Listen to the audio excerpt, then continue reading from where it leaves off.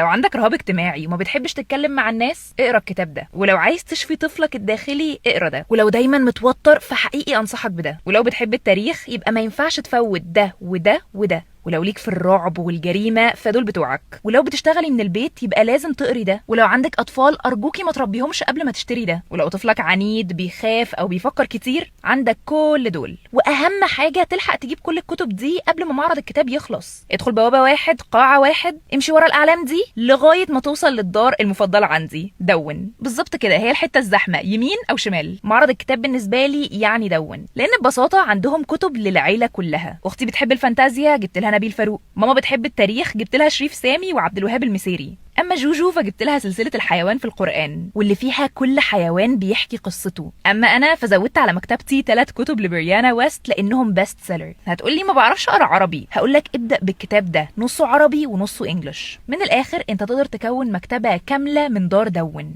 ودلوقتي عندهم خصومات من 30 ل 50%، ده غير ان كل يوم في عرض مختلف. النهارده كان ال6 كتب عليهم السابع هديه، وانا بصراحه ما فوتوش. لما تروحوا الجناح اسالوا على العرض الموجود وقولوا لي تحت في الكومنتس بتدوروا على كتاب ايه.